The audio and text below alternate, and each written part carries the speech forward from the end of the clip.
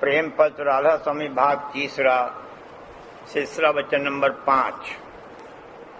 राधा स्वामी मत उपदेश, भाग तीसरा। अपने वक्त के सद्गुरु की जरूरत और उनके सत्संग का फायदा।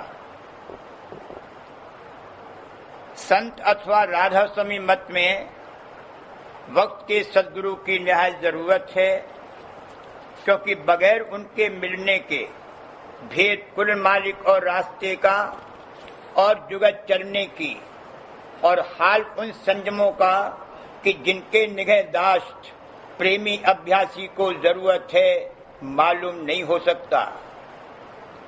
ये भेद और हाल वही जानता है कि जो अपने घट में रास्ता तय करके धुर्मुकाम तक या किसी रास्ते के स्थान तक पहुंचा है, या थोड़ा बहुत वो शख्स जानेगा जिसने पूरे गुरु से मिलकर कोई दिन उनका सत्संग किया है और उनसे उपदेश लेकर अभ्यास कर रहा है। सिवाय इन तीन के यानी संत सद्गुरु और सद्गुरु और पूरे गुरु के सच्चे सत्संगी के और कोई ये भेद नहीं जान सकता।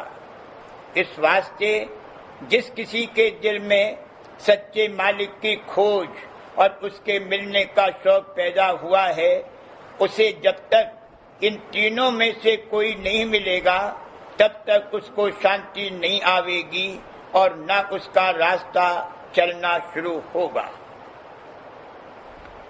जब खोजी प्रेमी ऐसे गुरु का सत्संग करेगा तब उसको सच्चा हाल इस रचना का मालूम पड़ेगा, और यह कि किससे उसको सच्ची प्रीत करनी चाहिए और कहाँ कहाँ उसका मन बेफायदा बंध रहा है और कैसे उसका छुटकारा सहज में हो सकता है। और यह कि जो सुख और रस यहाँ के भोगों में हैं वह तुच्छ और नाशवान हैं, और परम सुख और परम आनंद का भंडार अपने घट में मौजूद है, पर युक्ति की कमाई से आहिस्ता आहिस्ता मिल सकता है। और यह कि कुल मालिक राधा स्वामी जाल का तख्त भी घट में मौजूद है, और किस तरह थोड़ा बहुत उनका जलवा अंतर में नजर आ सकता है, और कैसे उनकी मेहर और दया वास्ते तय करने रास्ते और प्राप्ति आनंद और उसकी दिन दिन तरक्की के हासिल हो सकती है। सच्चे मालिक के चरणों में सच्ची प्रीत और प्रतीत सिर्फ सद्गुरु ही के संग से पैदा हो सकती है, और दिन दिन उसकी तरक्की उनकी मेहर और दया और युक्ति की कमाई से मुमकिन है। और संसार और उसके भोगों से सच्चे बैराग का दिल में पैदा होना और उसकी तरक्की भी सद्गुरु ही के संग से होवेगी। और तरह से जो किसी के चित्त में किसी वक्त थोड़ा बहुत बैराग पैदा भी हुआ तो वह कायम नहीं रहेगा और न उसकी तरक्की होगी। सच्चे मालिक की मौजूदगी और उसके हर वक्त हाजिर नाजिर होने का यकीन भी संत सद्गुरु ही के संग से हासिल होगा, और उनकी दया और युक्ति की कमाई से वही यकीन बढ़ता जाएगा और एक दिन पूरे दर्जे तक पहुंचा देगा। ऐसा सच्चा और पूरा यकीन और किसी के संग से या पोथियां पढ़कर हासिल नहीं हो सकता है। संतों की युक्ति की कमाई भी सद्गुरु ही के संग से दुरुस्ती के साथ बन पड़ेगी, और जब तक कि काम पूरा न बने वो अभ्यास जारी रहेगा।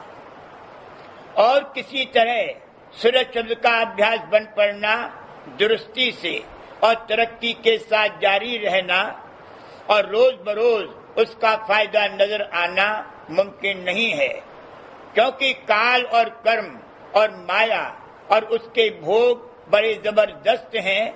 कभी न कभी अभ्यास में विघ्न डालकर या भ्रम उठाकर उसको छुड़वा देंगे, या अभ्यासी को ललचाकर भोगों में या मान बड़ाई में फंसाकर उसका रास्ता चलने का रोक देंगे। जिस किसी के सिर पर पूरे गुरु का पंजा रहे, उससे ये काम आखिर तक दुरुस्त बनता चला जाएगा। नहीं तो थोड़े दिन अभ्यास करके और फिर किसी न किसी चक्कर में पड़कर और रास्ते में थक कर रह जाएगा। शब्द की कमाई और सुरक्षित मार्ग की कदर भी जैसी की चाहिए सदगुरु ही के संग से आवेगी। और वैसे तो हर एक मत में शब्द की थोड़ी बहुत महिमा करी है, पर भेद रास्ते का और जुगत उसके अभ्यास की चढ़ाई के साथ किसी मत में नहीं पाई जाती। जो भाग से सत्संग सदगुरु का कुछ अरसे तक प्राप्त हो जावे तो बहुत गनीमत है, नहीं तो जितने दिन बन सके एक दफे जरूर उनके सत्संग में हाजिर रहकर फायदा उठावे, यानी वचन उनके चेत कर सुने और समझे और विस्तार करके उनका मनन और विचार करे।